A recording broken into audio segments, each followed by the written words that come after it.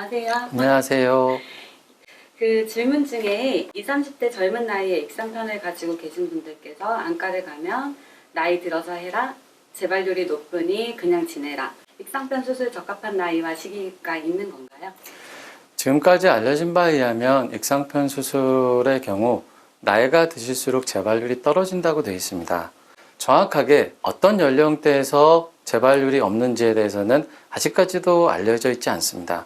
40대, 50대에 수술하신 분들 중에서도 재발이 되는 분이 있거든요. 그리고 가장 문제는 군날개가 처음 시작되는 20대, 30대에 있는 분들이 가장 불편해하세요. 대인관계가 많고 사회생활을 많이 해야 되는데 충혈 내지 이물감 그리고 외관상 좋지 않은 것 때문에 실질적으로 불편함을 느끼는 것은 20대, 30대 활동이 많으신 분에서 불편함을 느낍니다. 그런 분들이 그러면 나는 수술은 해야 되겠는데 가서 수술을 하려고 했더니 나이 먹어도 수술해야지 재발 안 한다.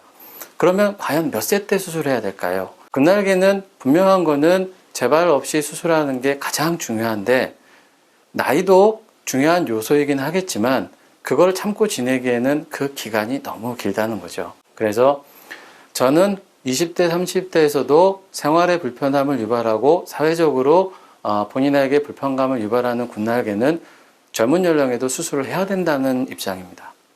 수술적 치료에는 어떤 방법이 있나요? 수술법이 더 좋고 더 수술하고 외관상 완전하고 재발률이 적은 수술로 계속 발전을 하고 있습니다. 지금까지는 재발률이 가장 적은 수술은 자가결막 이식술, 특히 조직접착제를 이용한 자가결막 이식술이 외관상 가장 완벽하고 수술 재발률도 가장 적다고 알려져 있습니다. 익상편 수술 후에 재발하지 않으려면 어떻게 관리해야 되는지 관리 방법 좀 알려주시겠어요? 가장 중요한 거는 수술한 다음에 수술 병원에서 이렇게 지시하는 사항을 가장 잘 따르는 게 가장 중요한데요. 수술 후에 재발이 되려고 하는 초기 때는 약물 치료나 아니면 결막 쪽으로 주사를 넣어서 재발되는 것을 막을 수가 있어요. 그래서 정기 검진하시는 게 가장 중요하고요. 두 번째로는 우리가 약물 사용하면서 본인도 자외선 같은 걸 차단해 주셔야 돼요. 수술 후 재발하는 거에서 자외선이 하나의 요인입니다. 군날개가 처음 발생할 때도 자외선을 많이 받는 분에서 유병률이 높다고 되어 있어요. 그래서 수술 후에도 강한 자외선은 피해 주시는 게 좋고요.